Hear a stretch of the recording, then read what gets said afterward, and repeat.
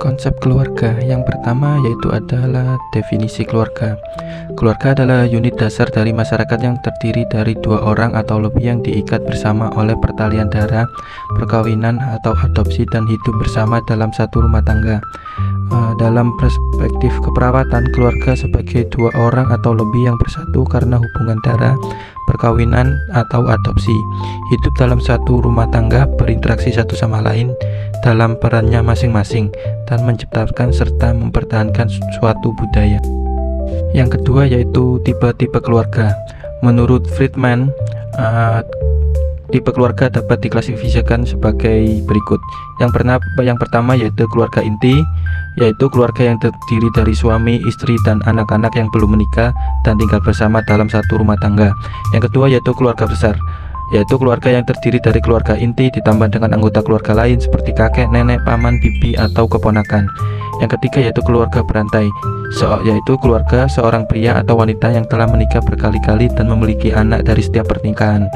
Yang keempat yaitu keluarga duda atau janda, keluarga yang terdiri dari satu orang tua, ayah atau ibu dengan anak-anak akibat perceraian atau kematian pasangan. Yang kelima yaitu keluarga berkomposit, yaitu perkawinan poligami dengan anak yang tinggal bersama dalam satu rumah tangga. Yang terakhir yaitu keluarga kapitas, yaitu keluarga dua orang yang tinggal bersama tanpa ikatan pernikahan resmi. Yang ketiga yaitu struktur keluarga. Friedman mengidentifikasikan 4 dimensi utama struktur keluarga, yaitu 1. Struktur peran yang menjelaskan peran masing-masing anggota keluarga. Yang kedua yaitu nilai-nilai keluarga yang merupakan sistem keyakinan yang mempengaruhi perilaku dan pengambilan keputusan. Yang ketiga yaitu pola dan proses komunikasi yang mencerminkan cara anggota keluarga bertukar informasi dan ekspresi. Yang keempat yaitu struktur kekuasaan yang menggambarkan distribusi pengaruh dan otoritas dalam pengambilan keputusan keluarga. Yang keempat yaitu fungsi keluarga. Fungsi keluarga ada 5, yaitu 1. Fungsi afektif, yaitu keluarga bertanggung jawab dalam memenuhi kebutuhan psikologis dan emosional seluruh anggotanya, termasuk rasa cinta, kasih sayang, rasa aman, dan penghargaan diri. Yang kedua yaitu fungsi sosialisasi, yaitu keluarga berperan dalam membentuk identitas anggotanya dan mengajarkan nilai-nilai, norma, serta aturan yang berlaku dalam masyarakat. Yang ketiga yaitu fungsi reproduksi. Keluarga memiliki fungsi untuk melahirkan generasi penerus dan memastikan keberlangsungan ras manusia. Yang keempat yaitu fungsi ekonomi. Keluarga bertanggung jawab menyediakan sumber daya keuangan yang cukup guna memenuhi kebutuhan seluruh anggotanya, termasuk kebutuhan akan layanan kesehatan.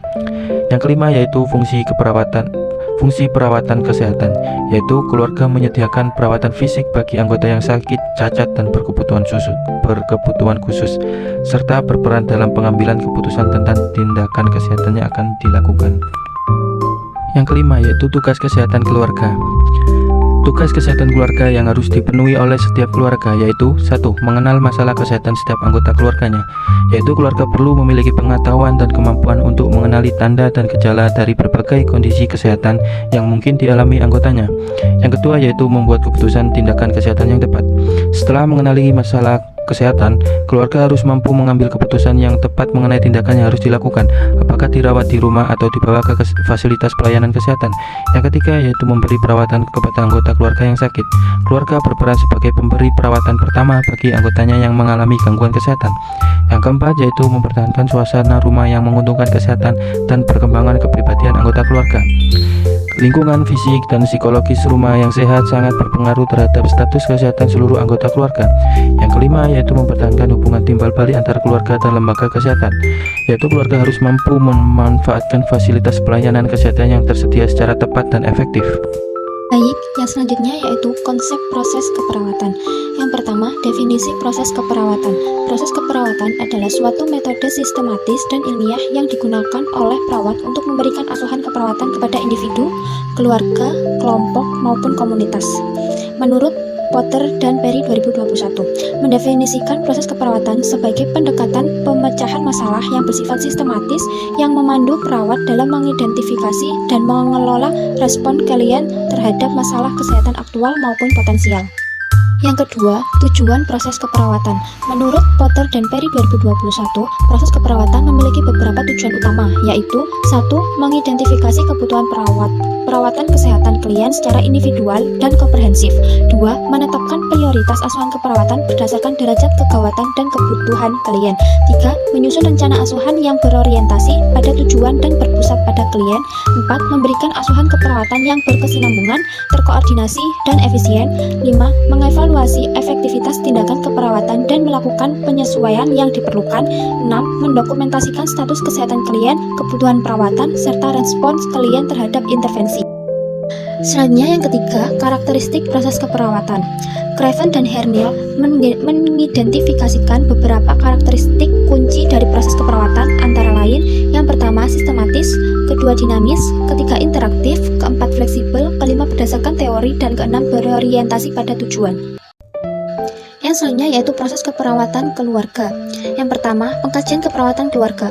Pengkajian merupakan tahap pertama dan fondasi dari seluruh proses keperawatan. Kualitas pengkajian yang komprehensif dan akurat akan sangat menentukan kualitas diagnosis, perencanaan, dan intervensi keperawatan yang diberikan. Potter dan Berry 2021 mendefinisikan pengkajian sebagai pengumpulan data yang sistematis tentang status kesehatan klien dari berbagai sumber, termasuk klien itu sendiri, keluarga, rekam medis, dan tenaga kesehatan lain. Yang kedua yaitu diagnosis keperawatan keluarga. Diagnosis keperawatan adalah penilaian klinis dari tentang respon individu, keluarga, atau kemanusiaan terhadap masalah kesehatan aktual maupun potensial, atau terhadap proses kehidupan. Herman dan Kamitsuri 2018 mendefinisikan diagnosis keperawatan sebagai judgement klinis yang ditegakkan perawat berdasarkan analisis data pengkajian yang mencerminkan respon manusia terhadap kondisi kesehatan atau proses kehidupan yang terjadi pada individu, keluarga, kelompok, atau komunitas. Yang ketiga yaitu perencanaan keperawatan keluarga. Perencanaan keperawatan adalah proses penyusunan rencana asuhan yang sistematis berdasarkan diagnosis keperawatan yang telah ditetapkan. Tahap ini mencakup penempatan prioritas masalah, perumusan tujuan dan kriteria hasil, serta pemilihan intervensi keperawatan yang tepat, efektif, dan dapat dilaksanakan. Langkah-langkah dalam merencanakan keperawatan keluarga meliputi yaitu yang pertama, menetapkan prioritas masalah. Yang kedua yaitu merumuskan tujuan keperawatan. Yang ketiga, menetapkan kriteria dan standar evaluasi. Yang keempat, memilih intervensi keperawatan. Yang keempat yaitu implementasi keperawatan keluarga. Implementasi adalah tahap keempat dalam proses keperawatan yang melibatkan pelaksanaan rencana keperawatan yang telah disusun sebelumnya. Pada tahap ini, perawat melakukan tindakan-tindakan yang telah direncanakan, mendokumentasikan respon klien terhadap tindakan tersebut, serta melakukan penyesuaian rencana jika diperlukan berdasarkan perubahan kondisi klien. Bentuk-bentuk implementasi keperawatan keluarga yang dilakukan meliputi 1. Kunjungan rumah atau home visit. Merupakan kerja ini dalam keperawatan keluarga yang memenuhkan perawat untuk memberikan asuhan secara langsung di lingkungan tempat tinggal keluarga, sehingga pengkajian intervensi dapat dilakukan dalam konteks nyata kehidupan keluarga. Yang kedua yaitu pendidikan kesehatan atau health education, memberikan informasi dan pembelajaran tentang penyakit, tata cara keperawatan, penjagaan, dan promosi kesehatan kepada keluarga dengan menggunakan metode dan media yang sesuai dengan tingkat pendidikan dan budaya keluarga. Yang ketiga yaitu demonstrasi dan redemonstrasi, memperagakan prosedur keperawatan tertentu seperti perawatan luka, pemberian obat, atau latihan fisik, kemudian meminta keluarga untuk mengulanginya hingga terampil. Yang keempat yaitu konseling keluarga, memberikan dukungan psikologis dan bimbingan dalam pengambilan keputusan terkait masalah kesehatan yang dihadapi keluarga. Yang kelima yaitu rujukan menghubungi keluarga dengan sumber daya dan layanan kesehatan yang lebih spesifik sesuai dengan kebutuhan yang tidak dapat ditangani oleh perawat sendiri. Yang kelima yaitu evaluasi keperawatan keluarga. Evaluasi adalah tahap terakhir namun tidak kalah pentingnya dalam proses keperawatan pada tahap ini. Perawat menilai secara sistematik sejauh mana tujuan asuhan keperawatan telah tercapai berdasarkan kriteria dan standar evaluasi yang telah ditetapkan sebelumnya. Jones et al. 2019 mengidentifikasi dua jenis evaluasi dalam keperawatan, yaitu yang pertama, evaluasi formatif atau ongoing evaluation. Evaluasi yang dilakukan secara berkelanjutan selama proses pemberian asuhan keperawatan. Yang kedua, yaitu evaluasi sumatif atau terminal evaluation. Evaluasi yang akhir yang dilakukan pada asuhan keperawatan akan dihentikan atau ketika klien akan dipindahkan di fasilitas lain. Dalam dokumentasi evaluasi keperawatan, metode SWOT, subjektif, objektif, assessment, planning, atau SWOT, subjektif, objektif, assessment, planning, implementation, evaluation, sering digunakan. Metode ini menyediakan format yang terstruktur dan komprehensif untuk mendokumentasikan hasil evaluasi secara sistematis. Terima kasih telah mendengarkan presentasi dari kelompok kita. Wassalamualaikum warahmatullahi wabarakatuh.